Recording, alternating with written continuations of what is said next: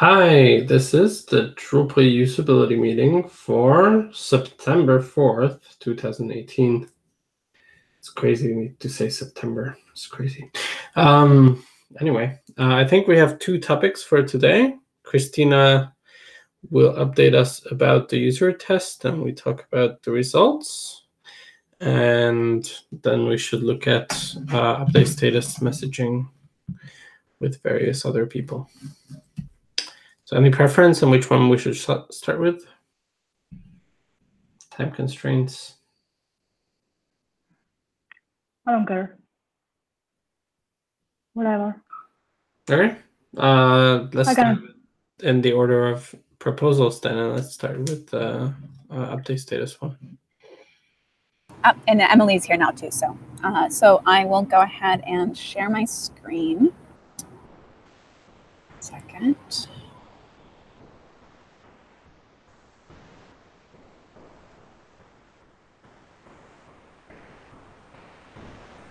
Sorry, it's still fading with it.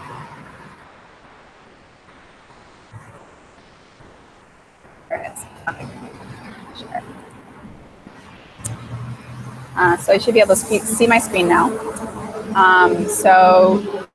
This is the issue or the pair of issues I presented a couple of weeks ago. So right now we are extending security coverage for Drupal core to 6 months past the end of active support for the minor release. And we fixed a bug in core that allows it. That'll be in 8.6.0. But Drupal itself still doesn't inform the user anything about this extended coverage. One of our concerns with the proposal was that if we extend security coverage and just don't warn the user that they have to update to a newer version for 6 months, then they actually might end up in a worse situation where instead of their site being 6 months out of date, but when a security advisory comes out for their version, their site might end up being a year out of date, and so they would be on a very old version, unable to update safely. So in order to address that, we have this issue that I somehow managed to close. One second. Another window.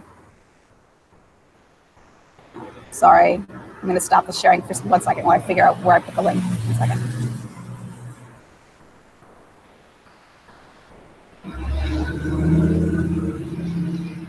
I'm looking through. I have security issues open in other browser tabs, so I didn't want to. Here it is. Okay. So I'm going to put the link in the Hangout chat there. So this issue is. The goal of this issue is to present information to the user on the update status report that tells them what the security coverage of for their currently installed minor release is. Based on a suggestion from Benji, we're going to go with a shorter term interim fix of potentially, right now there isn't data in the XML data from Drupal.org that tells the user like what the supported dates of their date ranges for their minor version are. That would need to be added in the future.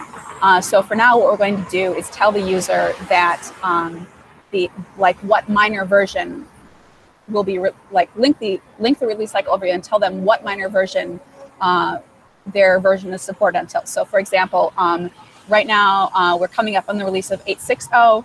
And the status report will present to the user the information that their 8.6 will be supported until the release of 8.8. So I have an example site here and that I've applied the patch to. Let me just make sure that I have the. Right now I'm faking in order to use the real update status data from Drupal.org. I'm faking the version number on my local installation to say that it's 8.3, which is a minor version that was released over a year ago and therefore is out of what would be the 6-month security coverage. So if I go to the security status report, go to reports and then status report, and I have this version installed, it'll be listed under the errors section. So if the user clicks on details in the error section, they'll see this message here that says Drupal core security coverage, unsupported minor version. And then it'll indicate that the installed minor version of Drupal core is no longer supported and will not receive security updates. Update to a supported minor soon to continue receiving security fixes. This link here links to the update page, so they can see that they have, if they click that link, they'll see the available updates list. They'll see that there's a security update required, and then they can, download and read the release notes as normal. And then the second paragraph link says, visit the release cycle overview for more information on supported releases. This is the handbook page on Drupal.org that has the actual release dates of each minor version of Drupal. So you can see here that it says that 8.6.0 will be released on September 5th. So they can see that 8.5 was released, their 8.5, they can see that their version security coverage ended on March 7th. And then they can see what the upcoming release dates for future minor versions are. Now, if the user is on a, I'm actually going to switch over to the issue here because there's actually a bug with the current patch that I haven't gotten to posting on the issue just yet. So if the user is on the previous minor version, so for example, right now, a day before the release of 8.6.0, the current minor version is 8.5, the previous minor version is 8.4. If the site is on 8.4, then they'll see a message that'll say supported minor version instead of this. This is old text. And then it'll have text that tells them that it's, again, gives them the date, and then asks them, recommends that they update to as update soon. It's just a warning instead of an error message, because they do still receive security coverage, but it's warning them that they only have a few months left on security support for their version. So they should plan to update once they have the chance within the next, 6 months or however long it is until the release date that's linked on this page. And then if the user is on, and so the way that they would get to that on the status report page is, so that instead of it being listed under the error section, it would be listed under the warnings in yellow down here when you see this message here. And then if they are on the current minor version, so as of right now today, it'd be 8.5, and as of tomorrow, it'll be 8.6. Instead of any sort of like warning or error message, they'll have a normal info message. They would click on the link that says 22 checked. They'd click on details for that. It would take them down to a message that, the same message. It would say supported minor version, but it would just be an informational message instead of a warning.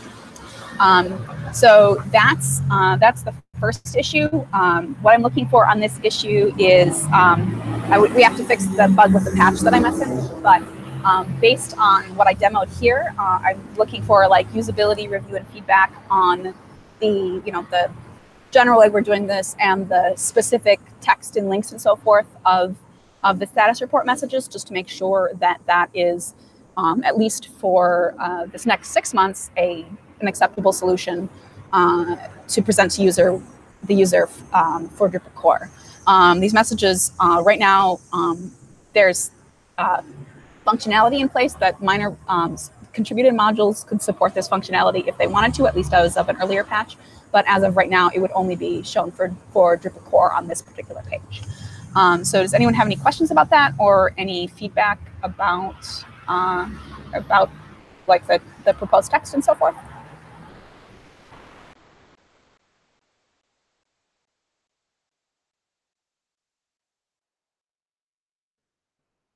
I noticed that the text says Drupal core security coverage twice.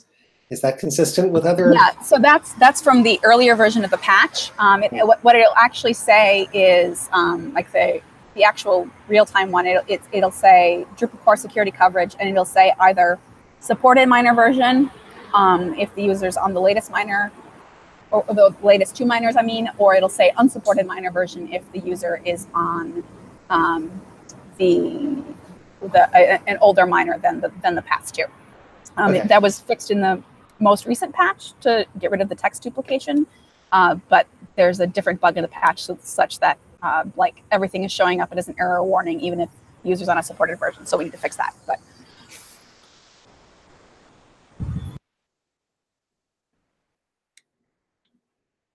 okay.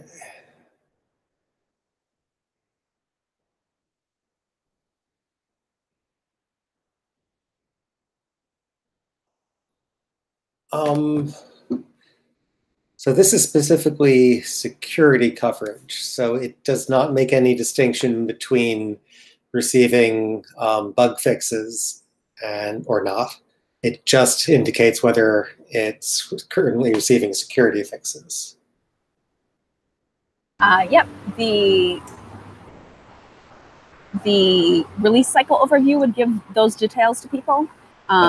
But it does say, what was the previous text exactly for the info message? I've got it in the issue summary here. Yeah, so if they're on the one that's actively supported, actively receiving bug fixes as well, it just says the installed minor version will receive security coverage until this date, and then see more information. And it would say supported minor version there.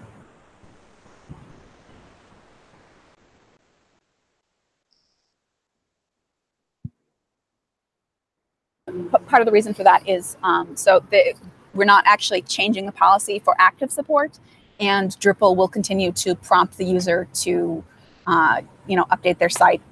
What we've seen is that of users who actually perform regular updates for their Drupal sites, about half of them update just from security advisory to security advisory. So like they ignore bug fixes entirely. And for those users, we want to make sure that when the next, they know in advance of a security advisory coming out, whether or not their minor version is actually going to continue to receive a security advisory the next time around.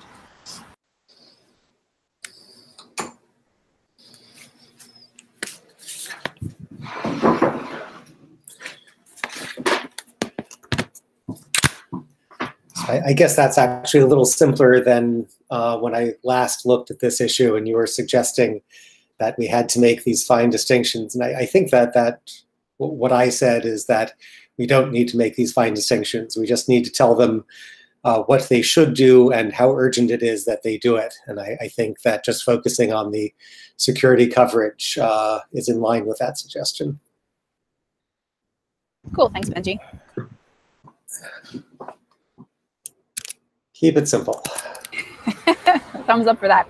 Anyone else have any questions or comments about that issue? I mean, exactly what Benji just. It's keep it simple. Everything made sense. I mean, that's why I have nothing to add. It makes a lot of sense. The messages are really clear. You broke them down into 3 things. It's clear to people what they need to do. I totally agree with that. I didn't say anything because I thought it was actually already like that, and it was like, oh, I thought it was like that, so it makes a lot of sense for me too.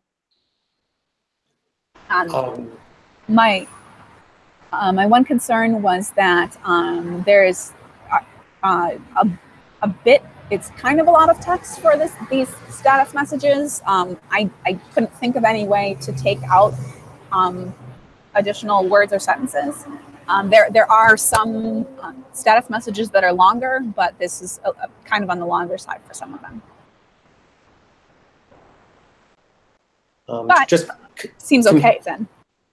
Comparing the 3 messages, notice, warning, and error, the error message has a slightly different formatting. There are 2 sentences in one paragraph where it's split into 2 separate paragraphs in the warning message. That the instruction update to 8.6 or higher soon is in its own paragraph. Yeah, I think Ted may have fixed that in the most recent patch, made the paragraphs consistent. I mean, the notice will only ever have 2 paragraphs because it doesn't tell you need to update soon. But I think that Right. I think that Ted. Yeah, which 2 paragraphs? Looking at the warning message, I see one paragraph saying the installed minor version, blah, blah, blah, and second paragraph, update to 8.6 or higher. Whereas there's no paragraph break between those 2. in the error message. Okay, which one do you think is better? I think the extra paragraph break is good. Okay, I think I fixed that. I remember that the paragraph break being an issue, but I'll just make sure it's in that same particular point you're talking about.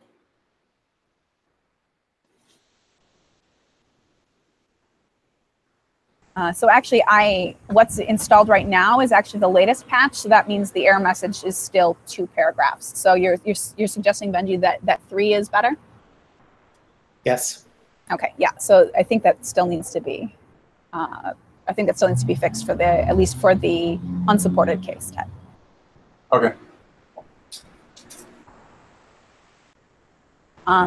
Any other comments about that issue? If not, I'll switch over to the other one. Move on. Cool. All right. So the other issue is one that I believe Emily is working on designs for. So this issue is with the update status report. So the first issue is just the normal status report page that tells you generally what the state of your site is. What the update status report page indicates is whether or not your currently installed version is actually, like, whether there's a bug fix release available, whether there's and whether there's security releases that you must update to. So so what it looks, sorry, wrong link. Available updates. Here we go. So what it does right now is, let's say, actually, let me make this actually reflect the version that I want to explain. 1 second. So if I am on, so right now, if I'm on 8, let's say I'm on 850, let's say 853. Do that. 1 second. I may need to regenerate the project update data. Right now, what it'll say is if I'm on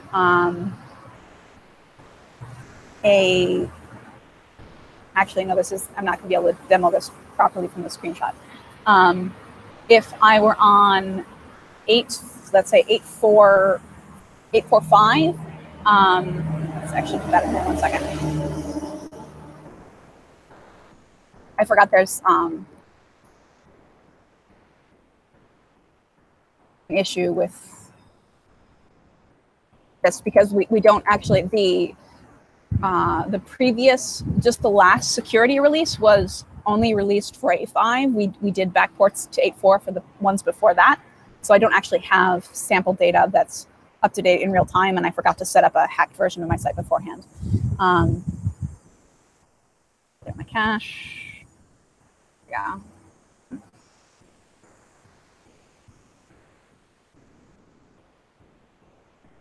Yeah, so right now, if presumably the user is on this older version of 8.4, and if I had released a version of 8.4 for both 8.4 and 8.5,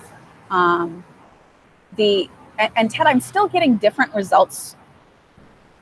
Oh, I know why, because it's because of the integrated. So right now, if the user's on 8.5, they'll see the latest version of 8.5 that they can update to.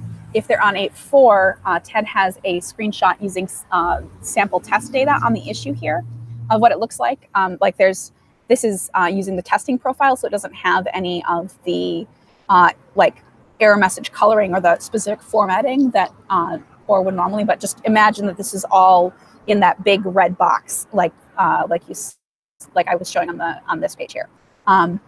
So what they see if they're on in this example, the site is on 8.00, and in the sample data, 8.02 and 8.12 are both the latest security releases, and then 8.20 RC2 also contains the same security fixes as those 8.02 and 8.12. And the user isn't given any information about they're presented as once present, the latest version is presented as the recommended version, they see a message at the bottom that there's a latest version that is the release candidate for the upcoming minor release of 8.2.0 in the example. And then it lists the security updates 8.02, 8.12, and 8.20 RC2 all in a list, but the user has no indication what the consequences of downloading one or the other of those things are. Functionally, in this example, all three of those releases are secure, and so the user could presumably update to, they could, if they want to get the, if they're on 8.0.0, if they tried to update to 8.12 right now, they would be going through the entire 8.1.0 minor version changes, which could be disruptive and could break their site. So in a lot of cases, the user's best choice when there is actually a security update is to just update to 8.02, which is the version of the version on their minor version. But they don't have any indication like what the consequences are, or that they even have the option to update to both. And then, so if they updated to 8.02, that would be the safest fix because it would be the smallest changes. If they updated to 8.12, their other things would change. They might break some of their contributed modules. And if they updated to 8.2.0 RC2, that's actually a pre-release version, so it's not even actually fully supported. So Emily was working on designs for this issue. I documented in the most recent comment here what the 3 choices in TED screenshot were. Some of the things on this are sort of like existing problems with the update status report, like the fact that it lists a whole bunch of releases instead of just 1 or 2 is an existing issue that's gotten a little bit better with changes we made, but it'll still be the case for at least every release that's released at the same time. And I think there's other bugs with it too. But if anyone has any specific thoughts about how to present this to the user, can discuss or answer questions. Otherwise, would value feedback on the issue when the designs are added later. Yeah, so while I was working on this, I had 2 main questions, which people might be able to help with. One thing I was wondering is, we have these links to download and release notes. And so I'm trying to make this a little clearer to the user. I was thinking it might help to decide what our main call to action is there. Do we feel like people are downloading, or is the most important thing reading release notes and then fixing through the command line? That's an interesting question.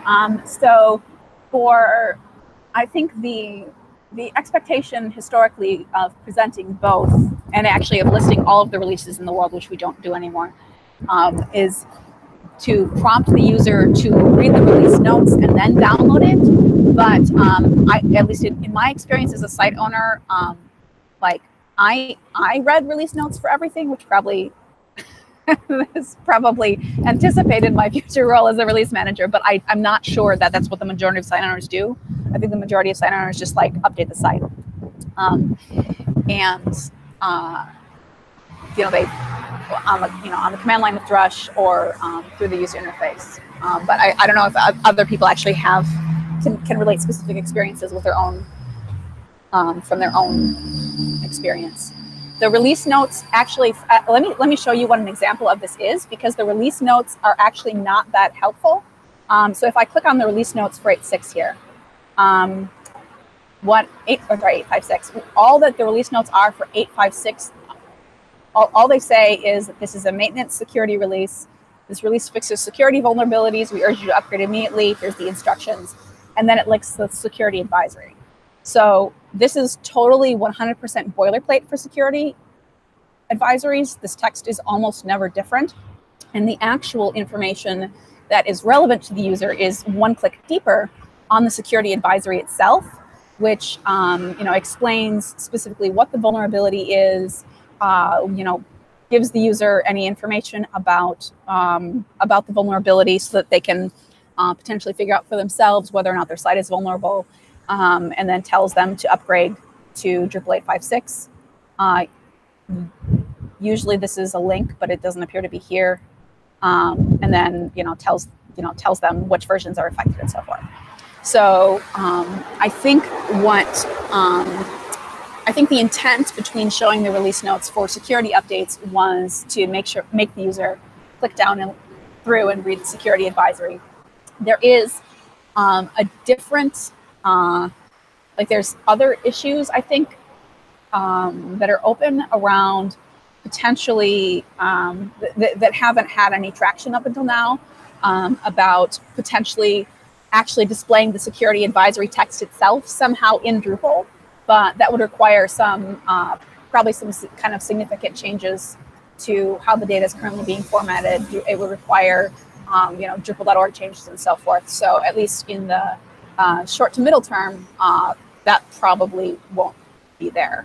I don't know if that actually answers the question. I guess, does anyone else know what the site owner, do people read release notes for security issues? I can definitely. I've done a lot of upgrades to D8, and I look at the change records. I mean, that is the more.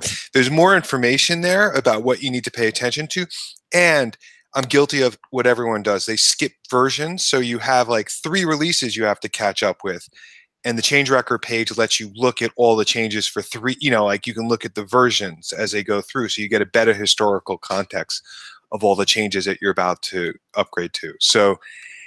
And change records are better because they're more distinct.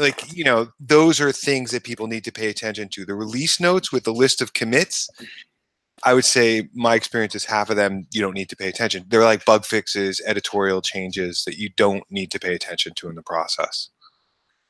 For minor versions, we include important update information in the release notes, but that's for the security advisory. The user won't that. There's no link to that, right? There's no link to 8.5. There's no link to 8.50 if you're on 8.4.5. There's only a link to 8.5.6. So the user would presumably miss all of the important update information that came with 8.50.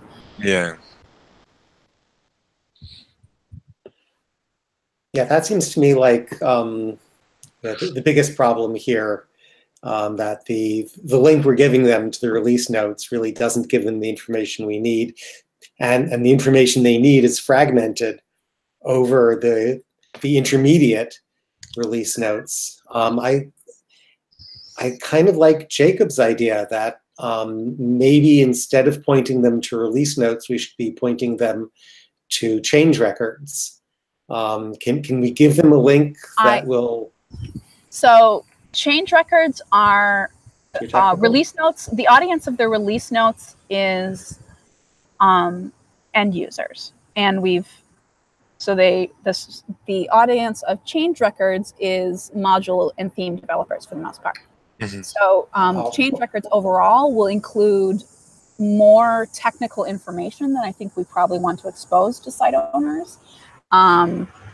So, for example, I'm working on the 8.6 release notes right now. This is very in mind, but I'll show you what the Drupal 8.5. We had earlier, in earlier releases, we included both feature and update information in project releasing Drupal. We included both feature and update information in the release notes, but with 8.5, we tried to shorten it to be more legible. So what we have for the 8.50 release notes is, it says important update information. And these are the things that are either more disruptive than a change record. So for example, 8.40, 8.50 will include, there'll be dozens, if not hundreds of change records for a given minor release of Drupal. But for an end user, there's only these 10 points of important update information. For example, the fact that we're dropping support for their old PHP versions is presumably very relevant to the site owner, not just to module developers. And then, so some of the things are kind of on the edge. It's either we include things either that are likely to actually break modules as opposed to minor changes that affect modules, or things that the site owner themselves actually needs to know in the process of updating to the release. But yeah, again, these release notes aren't exposed when the user's making a choice as a security update. All they're exposed to is those two, you know, that those two links. One of which is a link to a tarball, and then the other, which is about like about half of site owners. When site owners do updates, about half of site owners actually like use the download link for the tarballs, and the other half do it with Drush or Compose or whatever. And so that there's that download link, and then the other link for the release notes just links to the boilerplate, which in turn links to the advisory. So presumably for a security release, what I think we'd want to tell them is like, you know, you should update immediately.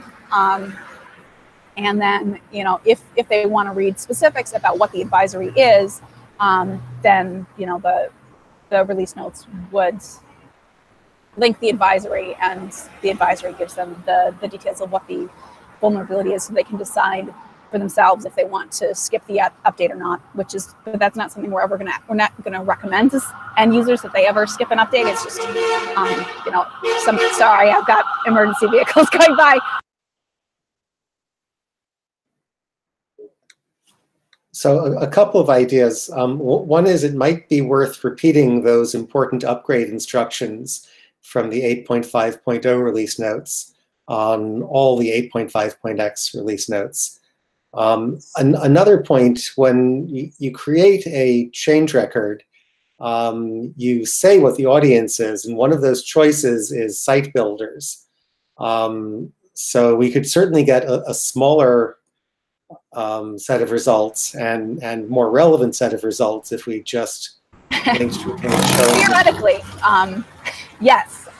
Theoretically, okay. In practice, getting core contributors to enter that data correctly is like pulling teeth. They first of all, they write very developer-centric content. Change records are not actually required. Like in practice for core, we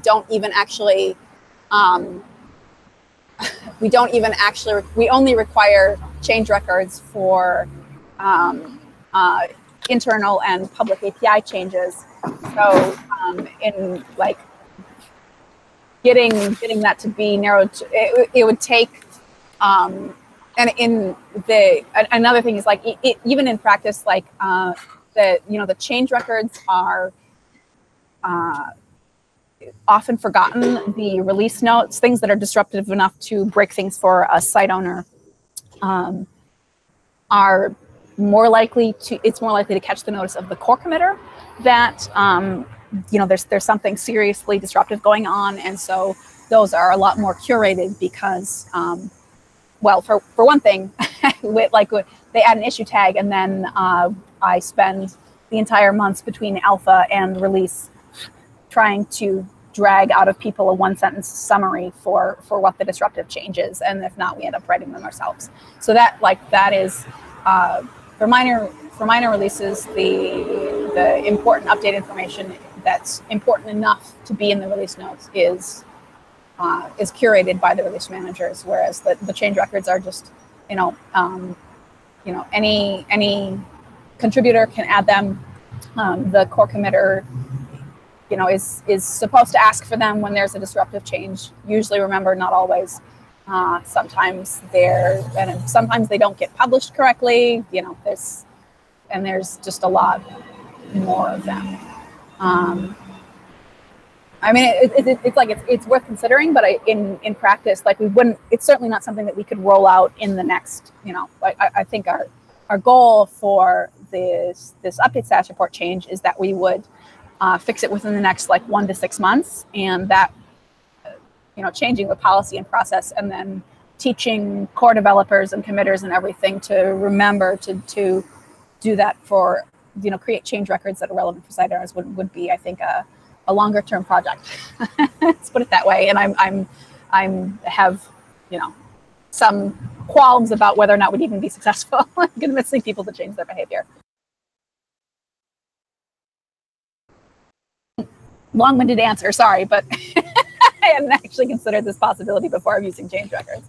So what about the option of copying the important update information to later minor releases in the same series? or to patch releases? I think that we wouldn't copy it. What we could do, actually would be very easy to do, is to add just to the boilerplates, because like, you know, we don't want to, so one risk of actually copying and pasting and repeating the information is that site owners would miss the actual changes in that specific release if they are staying up to date. But what we could do very easily is, let me show you an example of a, so like in both patch and security release notes. So here's like, this is, let me give you a patch release here. 855 was a patch release. Yes, I have all this memorized. What would be very easy to do is like here, you know, right after it says like this release contains bug fixes, blah, blah, blah, string changes, we would just add a third paragraph right there at the top that says, if you have not yet updated to an 8.5 release, be sure to read the 8.50 release notes. And then it'd be linked right there in you know, the first 3 paragraphs. And then we would do the same for security releases, add exactly a paragraph like that. You know, here, you know, we've got all this blah, blah, blah here. It says versions of Drupal 8 prior to 8.5x end of life do not receive security coverage. That would be changed to, you know, mention the coverage changes that I mentioned previously, but we would also say, easily say right there, exactly the same thing. If you haven't updated 8.50, read the 8.50 release notes, and that would, you know, it would just always link as minor release. That's very easy to change because all it requires is an automated change to like a documentation change in the release manager handbook. I only need to teach one other person about it, and like I can put it in a script so that whenever a release is created in the future, it's automatically added to the text. I think that would help a lot. My one thought is that's got to be the most important piece of information for people. Like it seems really common that people are going to see a security release, they're on 8.4, but they feel like they have to jump to 8.5. And having a paragraph of text might be enough, or even like I almost feel like it's like at the bottom where they've read through the whole thing, it says learn more about 8.5, and it's a slight call out, or it has its own heading. Probably at the bottom, except I mean at the bottom, because I'm pretty sure no one ever scrolls down to the entire thing. But you get the idea. It's like it almost should be this not a warning, but it's like learn more about Drupal 8.5. Like that stands like for security release. That's got to be the secondary most important thing if they're doing this. You know, going from 8.4 to 8.5. And I think it makes sense. I was looking through the release notes as you're talking about it, and I see you have the text there, but it's not consistent in the same place. It's like important if you haven't upgraded. I'm reading one. Yeah, and that was just a one-off thing for that particular release because 8.4 was so disruptive. We updated both Symfony and jQuery, so instead of breaking like a few modules, we broke lots of stuff. So we wanted to make sure even after 8.5 was released to keep reminding people about that 8.4 BC break for Symfony, jQuery, and jQuery UI. But yeah, it's like having just like a header and a, you know, I think you said it much more concisely than I did, like learn more about 8.5 or learn more about changes in 8.5 and that would, or 8.50, and that would link the minor release notes each time. So I think that helps with, you know, that would help mitigate the problem of, well, I don't know what the specific consequences of like the specific changes that are in my upcoming release would be, and it would make that release notes link more useful and relevant. But it still doesn't address though is like the general problem space of, okay, so I'm a site owner, I'm seeing these 3 or possibly 5 security releases depending, and I don't know what the consequences in general are of picking 8.02 or 8.12, or for that matter, I don't know that I have a choice. Like I've been trained up until now in Drupal to, you know, always just keep updating to the latest release, and so I don't know that I have a choice to stay on 8.02 instead. I don't know that that's equivalent to 8.12. And I don't know that that's actually in the context of a security window, the actual the safer choice for me, because you know what we want during a security window is we want people to, you know, get their sites mitigated against the vulnerability immediately, and then if appropriate, if they're on a older miner, then in the longer term pursue, you know, going ahead with the rest of their update, like we discussed for the first issue. And so it's like, it's almost like, and this is it's also a change, it's like a significant change from like Drupal as usual until now. There's a lot of from Dries and others, there's a lot of belief that this extended security coverage is going to be like the bee's knees, big deal, huge change that'll revolutionize site owners' lives, so that Drupal 8 isn't so much of a, you know, kick in the knee when they're doing updates. But in practice, like, you know, there's no indication, like the end user has no indication that something has changed, or they don't have any indication that this is an option available to them now. And that, you know, in the security window, in Ted's example text there, like that 802 would have been a perfectly fine security release to update to, and that would give them the same security fixes as 812 and not include all of the minor changes in 8.1. So this is a larger explanation than we can fit onto the updates page. I think we want a documentation page, and perhaps also some documentation on the Drupal help page in the site that explains what it means to update to a new miner, and sort of which update should I choose would be the title of the page or the section, and then go through the options, explaining that the secure version of the same minor release is the simplest update to do, and why you might want to choose one of the others, and which documentation you should check if you're going to change to one of the others.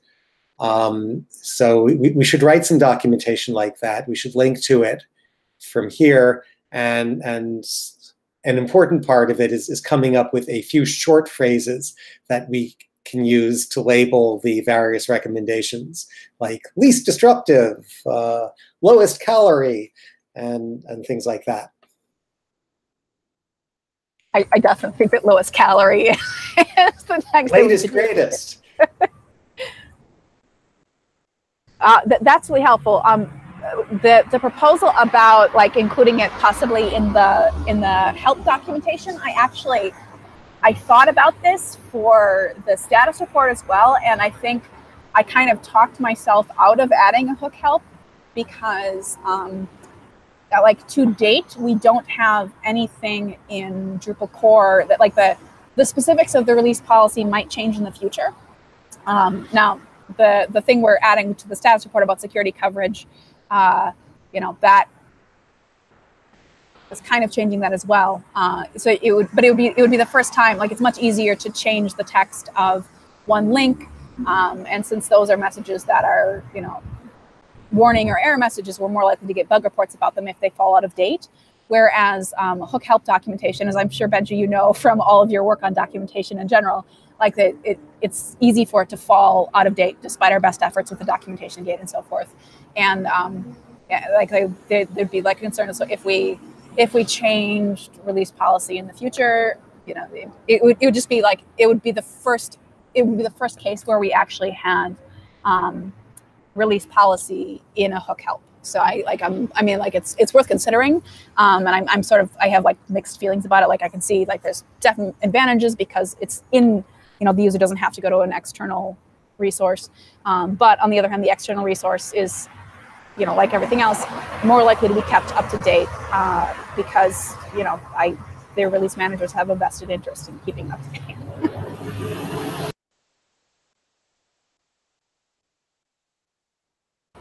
I added a note with I'm taking a few notes here, just a few short phrases, and then hook help question mark is what I put in my note here.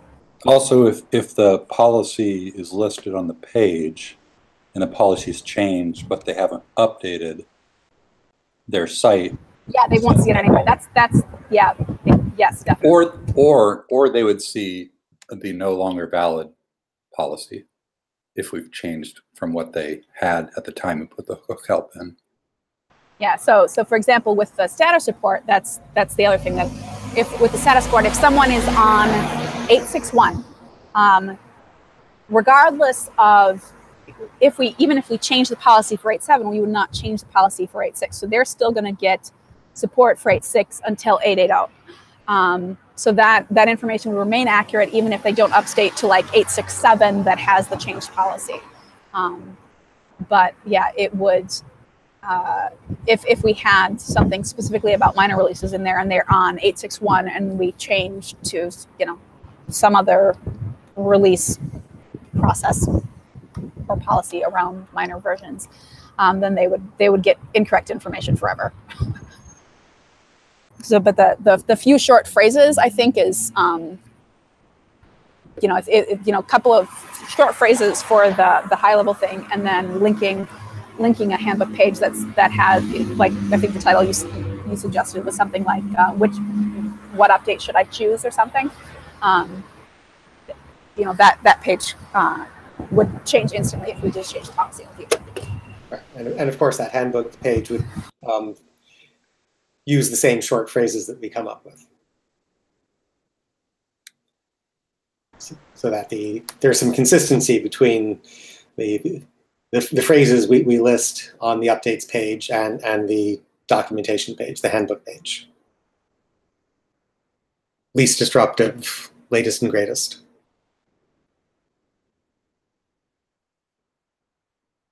Everyone's muted but me. I think so they're right now there's sort of that with the latest and greatest. Like the last thing that they'll see is this. I stopped sharing 1 second. So, you know, didn't click the button. There we go. So the right now the last thing they'll see is this. Like the last thing else will be say latest version, which is the latest, not only the latest stable, not just the latest stable version, but if there's an alpha or beta for the next release, and this might even actually like dev tarball, so maybe it's not that useful, but at least it'll say latest version and link that there. And I think that is like, that's supposed to indicate to the user, you know, this is what has the newest features in it. But you know, there's actually 3 different things. There's the recommended version, which is the latest. So in the current thing, yeah, the recommended version is the latest stable version. The latest version, quote, is the most recent version. Not only if there's a later version than the recommended version, like a dev tarball or an alpha release or whatever, that'll be linked there. And then then the security update required if they're on an insecure version, then they see the links to the specific security releases themselves too. So that there's like sort of that information already on the page. It's not there specifically for this choice between 802 and 812, or the fact that the choice is available at all.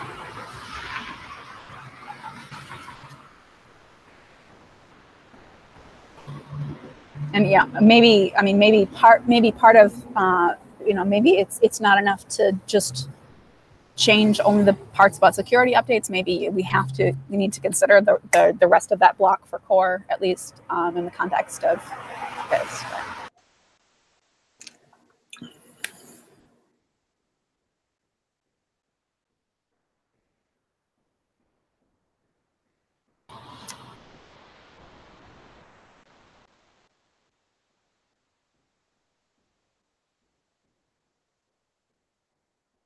I'm realizing now that I've taken up basically the entire meeting.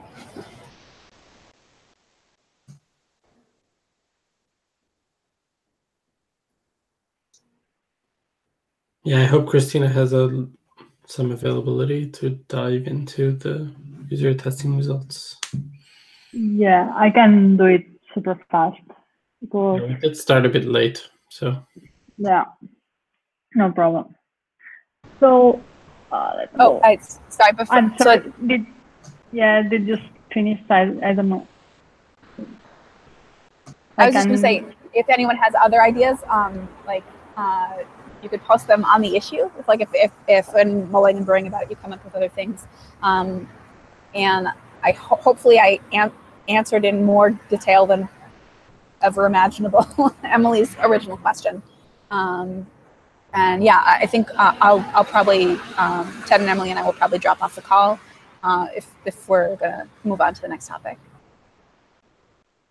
Thank you. Okay, so I'm going to be super fast. I had some notes here. Yeah. So there was this survey where we asked to several people. Well, we just post a link into a blog post from Sarah Blow.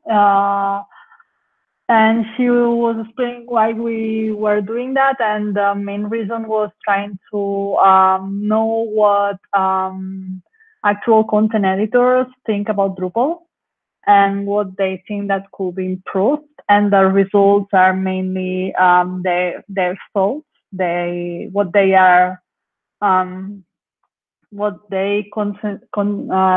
really think about that. And most of them say that they're really happy with the chances that they have to customize everything, but that the cost that it has is on the UI because it's too complex to edit anything, especially when you have nodes with paragraphs or with panels, that these UIs are too complex. So, and also the challenges that they mentioned were like finding documentation, working with media, and understanding the jargon or the technical terminology. And also finding what content to edit was hard, and also it became even more complex with translation. The good news are that the things they ask for, most of them we are already working on them on the admin UI. For example, almost all of them ask for a modern UI with a better experience, and a lot of people actually ask for a content overview page and a content edit page with a better design, and those are exactly the pages we are working on, especially the content editing page. What they are asking is to keep all the flexibility, but also having a simpler interface. Like, for example, what paragraphs and panels and the layout builder gives to them, but with a simpler UI than the one that paragraphs and panels are actually giving. And also they would like to improve the media management and what you get editor. And another thing that they mention is that some of them would like to have a more role-based configuration for content editors. For example, having a menu, a special menu for content editors. And that's what also another thing that we were working on, because I think this week or the beginning of the next one, ideally it should be this Thursday or Friday, we should launch a second step that will be a card sorting test. I can share you the screen moment. We are planning to have, I don't know if you know, I'm comparting, I'm sharing the screen. So this is the card sorting. I don't know if you've ever seen that. What they can do is drag and drop the elements and say, I don't know, for example, edit, and I don't know, they can just create new menu, and that's the card sorting out, and we are launching it with a new blog post explaining it by the end of this week. And new plans are the plans after the card sorting is a wireframe testing. We are going to do some tests during Drupal Europe to try to find a good script to be able to test it online with people even when we don't have it next to us, to see what they do or what faces they do, so we can actually hear them and to see what's the best way of doing all that. And another test that we are planning on doing is a comparative study with WordPress, with Gutenberg, Squarespace, and Contentful so far, to try to find patterns that they are using that we could implement, because we don't want to reinvent the wheel. But actually, some people asked for other systems, well, other solutions like Ghost or Netlify or Sitecore. So we might have not only one comparative study, but two of them. And about the UX, that's all so far. Any questions?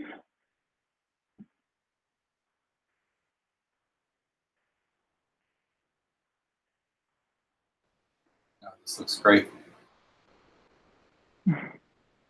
I'm glad that that we're working on the right things. Yeah. I would love to change you, so to show you some designs, but we are already finishing some things and also being live if the images go live, and then we completely change everything. I probably will be able to show you that on 2 or 3 weeks. Some wireframes and some designs for the new 7. And is there a place you can look for a description of the work in progress? Is it on the initiative page or the GitHub repo? Where is progress being recorded? Or are there links we can give to our friends and enemies describing these results or conclusions? So far, what we are doing is using blog posts to actually explain it in a proper way with an analysis of the results, or explaining why we are doing a survey or card sorting or whatever. And we are using blog posts for that, and we try to share that on several places. There's no official, we don't use the official initiative page more than for changing the links to the survey or to the card sorting so far, because the initiative page is more for explaining what's the initiative about. Well, how hard would it be to come up with a list of links to the blog posts that have been written so far? Actually, it will be really simple, just updating them to the initiative. Do you think it will be useful? I would like to see it. Yeah, you mean I'm on the initiative landing page, the admin UI JavaScript modernization, and I only see the one link to the survey on Palantir's site, and it would definitely give me some background information. Okay, so there's some work in progress to improve the initiative page, but I haven't thought on placing the links to the blog post where everything is, every test is more explained, but it's definitely a good thing to do. I will do that during this week. That's a good thing. I also would throw out there, you could post even the promotional, like there's people that are just writing good blog posts about the JavaScript UI initiative, like just the modernization of JavaScript UI, and you can include things that are out, slightly outside just interesting reading. I think Dries wrote a blog post about like using JavaScript. He definitely did a presentation. Yeah, I don't know about that. So you are suggesting more like a bunch of links to interesting readings related that are to related to the initiative to help promote the initiative. That's Maybe two lists. One of blog posts written by people working on the initiative, and then a list of related blog posts. What I'm afraid with that is that people just get lost. Yeah. I don't know if that's a bad idea though, but my concern is that when you actually give a lot of, because I've tried to introduce several people to the initiative, and every time that I try to give them all these links plus some other links like the ones that Just a Fish posted on about React, and I don't know, some other blog posts, people usually tend to say, I'm sorry, I just got lost with so many links and so many information. Mm-hmm. So I'm not sure it's bad. It's my concern. I mean, you could also do a separate, I mean, like I definitely, in the web form, I have this massive page of every resource that people have written, but it's not on my main page. It's like I link it to one or two things, and then I have this resources page. And when someone asks a question about something, I'll move over, direct them to that list of links. I mean, because the history of React is interesting. I mean, for certain people, it's like someone new trying to get involved. That is useful. I'm agreeing with you on that. On this main landing page, it's too much. It might be learn more. Here's our blog post about this initiative, what we're talking about, and Okay. Okay, I'm definitely thinking that the blog post that that has been published so far that actually explain every step will make sense to be there. So yeah, that's a good suggestion. Thanks. And let's see how the landing page ends up with all this information, because I'm not sure if it will be too much, but let's see.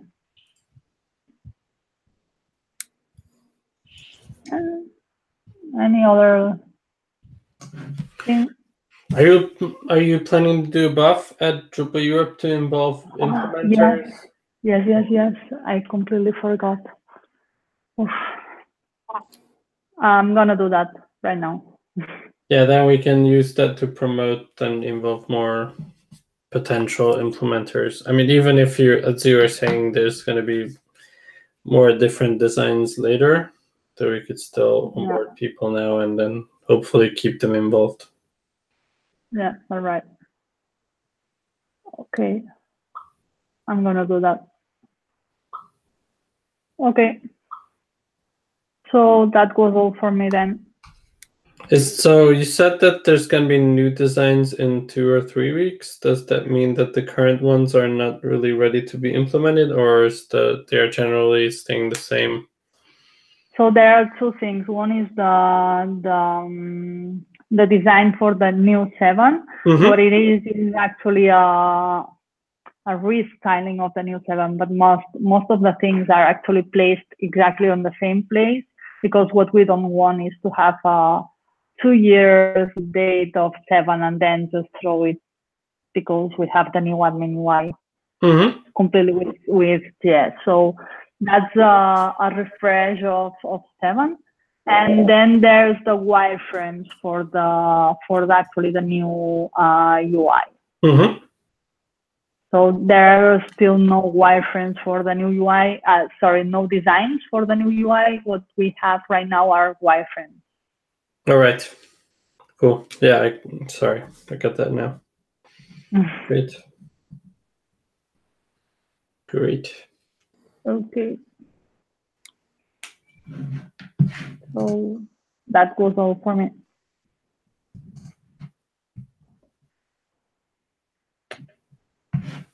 All right. I don't think we've had any other topics, and we are also out of time. So thanks everyone for coming, and keep up the great work. Take care. See ya. Thank you. Bye. Bye.